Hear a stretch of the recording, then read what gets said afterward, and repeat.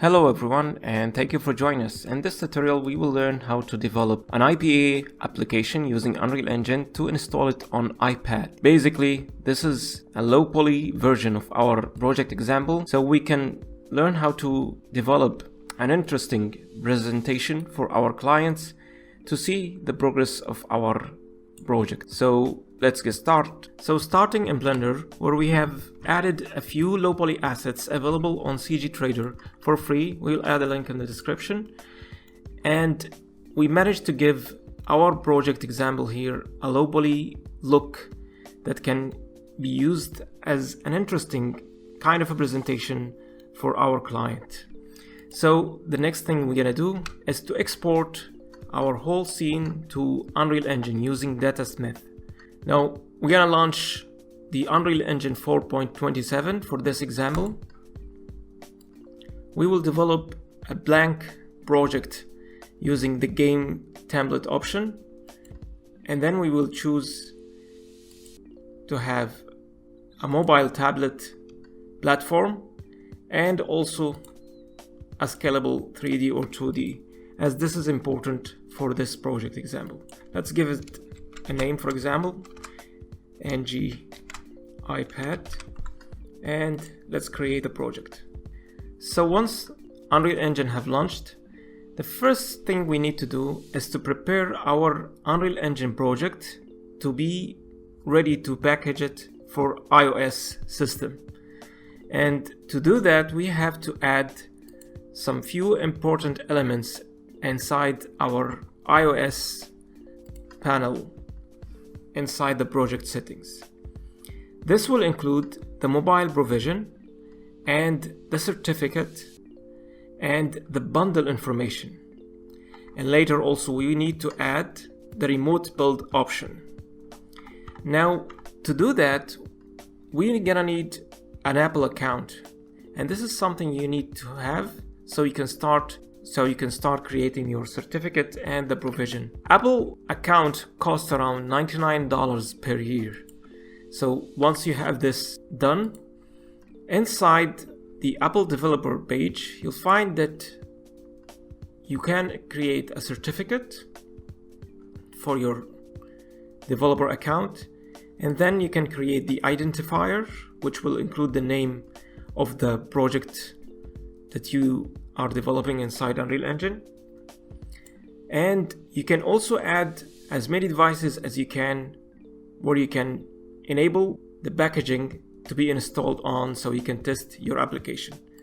Finally, which is the profile. After you create all of these, once you download them on your system, you're gonna start by importing this inside your mobile provision and the certificate.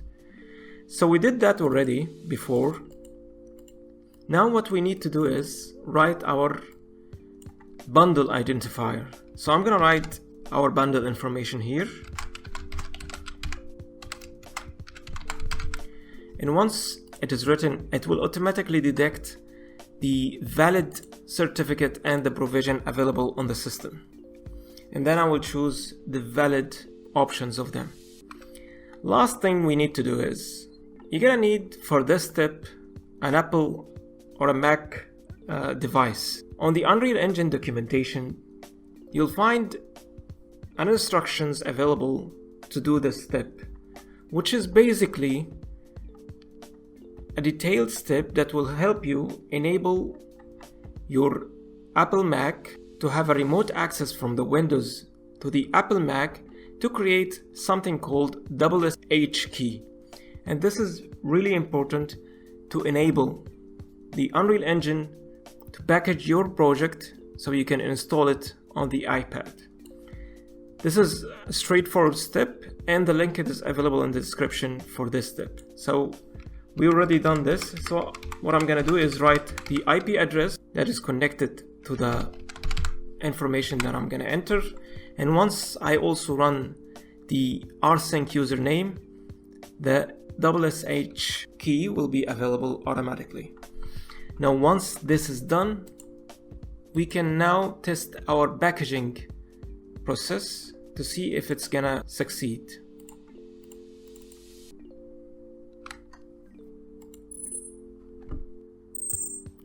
So once this is done, we are now clear regarding the packaging process that is valid and there is no issues in our Unreal Engine project file.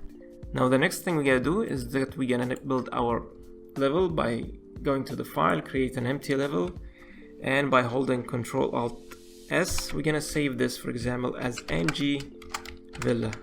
Next, we're gonna go to the project settings, inside the maps and mode, and make sure that you select your default map as the one that we have created just now. So next we need to enable the datasmith so we can be able to import our datasmith file. So it will require a restart, and then we can import our datasmith file that we have just created. So once the import process is done, can go to unlit mode to check everything, and then we can now start build our lighting for our scene. Now because we are packaging this to an iPad, what we need to do is to bake the lighting to make our project more lighter in terms of memory usage on the iPad. So I'm gonna add a skylight and choose a static mobility for it, and choose a source type as a cube map, and then I'm gonna import an HDRI map. Now you'll find lots of HDRI maps available on the Poly Cgtrader. Make sure that you choose an HDR when you download so it can be imported inside Unreal Engine. So once the HDRI is imported, we will just drag it inside the cube map slot here, and then we can add also a directional light. Let's go into the lit mode so we can see the sun direction.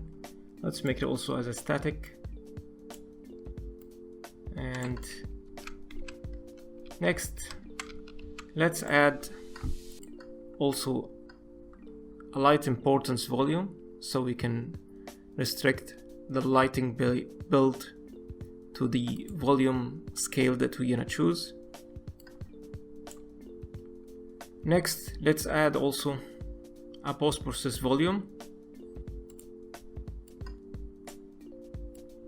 and this we can just add an infinite extent for it, and we're now ready to build or bake the lighting. But before that, let's adjust some of the materials here that we have, especially the glass.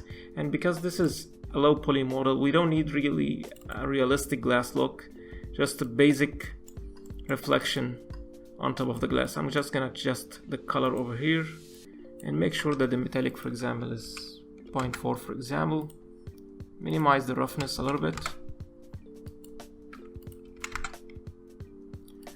And this can simulate a better look on the glass. Make sure that it's two-sided enable because our model consists of one-sided face. Then we can start building the light by choosing also a production quality, and inside the light mask settings just increase the quality, for example 15, and the bounces. Now we can build the light with the normal CPU option. No need to do a GPU baking because this is basically just a basic build option. It will not take that much of time as it's going to be used only inside the iPad. So once the build is finished, as you can see here, we've added just a background to surround our project just to give us this kind of an effect. Also, it's worth mentioning that we have adjusted also the light map density by increasing the light map settings inside the options of each static mesh available. So if you go to the lighting, you'll see that we have increased the numbers of pixel resolutions, especially for those that will receive more shadows. Now once this is done, the next step is to add a pawn so we can enable the movements or the rotation around the project that will represent the bound actor inside the iPad. So right click, blueprint class, and let's choose a bound. Let's call this, for example, ng iPad bound. Now what we need is basically a spring arm to represent the distance of the camera from our scene. Then we can add a camera or a cinema camera. It's up to you. You can choose which one you prefer. And then I'm gonna move the spring arm to be the default route. Now once this is done, let's drag our camera into our scene and set up the position of that camera. Make sure to have the camera located in the center of the object.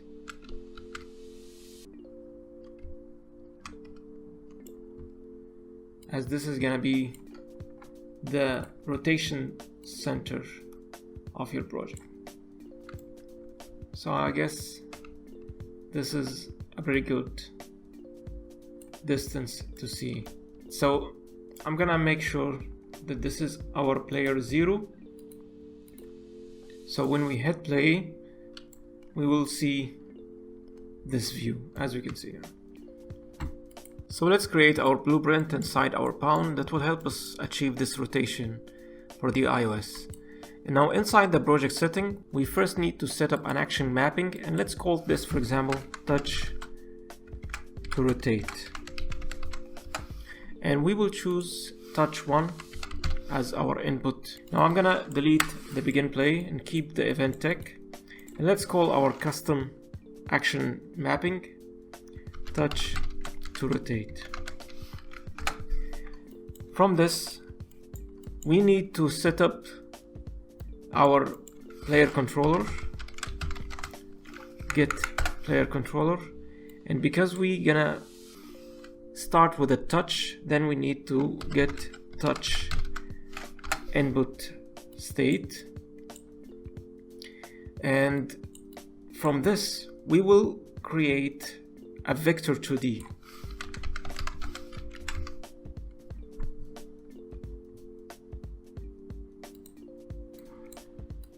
This will represent our touch location on the screen.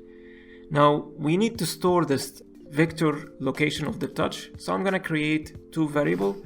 The first one will be new location, which the location that will be stored after each touch, and then convert this into a vector 2D. Duplicate this by Ctrl W and name this as old location. This will represent the previous touch location that we have done. Let's drag this and let's set them as an input node, and let's connect the pressed node of the action mapping, and we're gonna connect this into a gate. This gate will represent the activation of the touch process once we touch the screen and deactivate it once we release. Now to be able to use this, we will connect the pressed to the open node and the event tag to our enter and the released to the close. So let's arrange this by double click on the node and another one here. We will drag the vector location to the first variable to store it here, and then once we do another touch over the screen, then the previous or the new location will be the old one. We'll connect this into a branch. Now if the condition is true, we're gonna get the new location as our starting point, and then connect this to add controller yaw input to give us the yaw direction, and also add controller pitch input to the other direction, and connect also the old location. Make sure also to connect that to the vector location. Now the last thing we need to do is connect this to subtract a vector 2D by another vector, which is the old location. I'm gonna multiply that vector 2D by a float, and that float will represent the rotation speed. So this will represent how fast does it rotate when you touch the screen. So we're going to split this also as well, connect the X and Y, and then we can increase the rotation speed, for example, after we compile to 0.03, for example. Hit compile, and don't forget to add also the use control rotation pitch compile, and let's try this now. And as you can see, we can now rotate by using the mouse, which represent the finger later when you package it to the iPad. Now, before we move to the next point, we need to set up a minimum and a maximum viewpoint. Let's start by adding get player camera manager.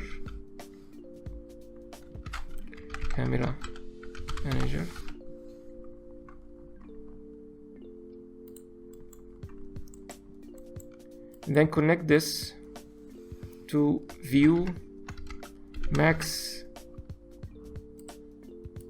and also the minimum.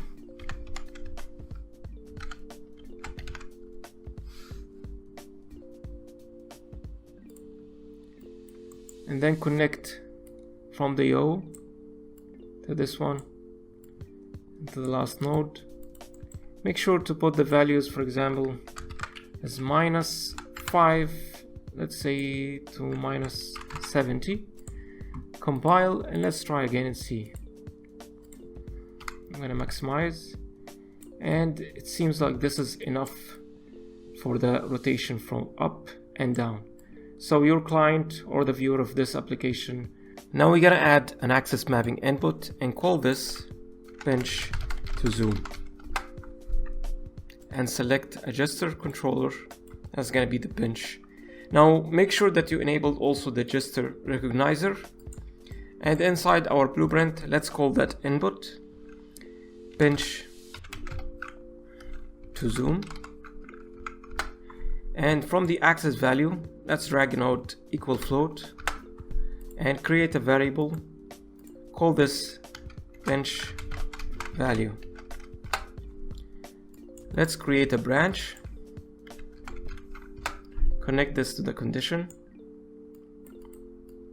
Now if it is false, we're gonna compare a float, connect the axis value to the input, and connect also the pinch value to compare this with it. Now we need to control this with the spring arm. So we're gonna create a function, call this zooming in, and add a float input to that one, call this pinch value. Now we're gonna also drag the spring arm and get the arm length, so we know what is exactly the length of that spring arm. From the pinch value, we're gonna multiply a float and create a variable here, call this zooming in speed, and then add that float to the target arm length, and then clamp float to identify the minimum and the maximum value of that spring arm. So let's start, for example, from 100 up to 20,000, for example, because if you look at here, you'll see that the spring arm currently, or actually inside our scene here, the spring arm value is around 6,000. So we'll give it a value between 100 and 20,000, and then we're gonna set the arm length, connect this to the function, and make sure also to connect this to the clamp float. Compile, and we can also set the zooming speed to start, for example, by 300. Compile. Now inside the event graph, we're gonna drag from here and call that function zooming in, duplicate this, connect it to the other side, and then we're gonna divide that axis value, let's put it here, and the pinch value over here. Duplicate this, and then from these division we're gonna clamp a float as well. Duplicate it, connect it over here. Let's drag this a little bit here, and then let's subtract this from a float. Duplicate it also, put the value here as 1, connect this to the pinch value, and here you go. This is the basic steps to create that pinch effect inside the level. So before we package this to the iPad and test it, at this point we will have a jiggering effect. So to prevent this, we're gonna call a pinch, and we're gonna do a once node, and we're gonna call the pinch value here and make this, for example, at 1. Same also as here. Let's select them all, C to comment, and call this pinch to zoom.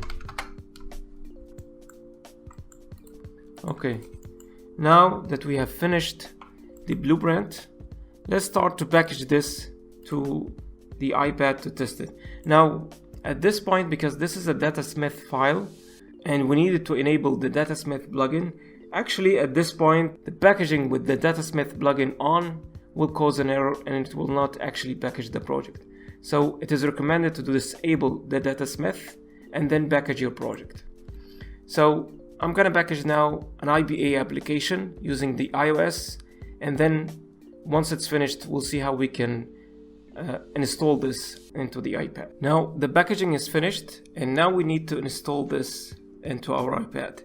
To do this, the simplest way that is also available on the Unreal Engine or the Epic Games documentation, we'll go to our Unreal Engine version that we have created the IPA from it, and go inside the engine, binaries, and .NET, iOS, and then launch the iPhone packager to install that IPA file into your Apple devices. The first thing it's gonna request is to select the project itself, your Unreal Engine project. Then we'll go to the advanced tools and install IPA, and simply make sure that you have connected your iPad device, which is added to your Apple account developer to test the application, and simply we will go to the IPA application, and then it will start installing on the iPad. So as you can see, the Unreal Engine application have been installed. Now if you launch this and start, this is our project. If you pinch to zoom in, it will zoom in, and then if you just press on it, it will stop, and then we can rotate as we have set up in our application. Zoom out, press, it will stop, zoom in, and then stop, and then you can zoom in, rotate, and then you can rotate around the project. So this is a useful technique to help understand the project and see if there is any comments that will help improve the design. So hope you guys enjoyed this tutorial, and again, if you have any questions, please share it down in the comments. Thank you very much for watching, and if you'd like to support the channels, you can always buy us a coffee. The link is also available in the description. Thank you very much, and see you in the next video.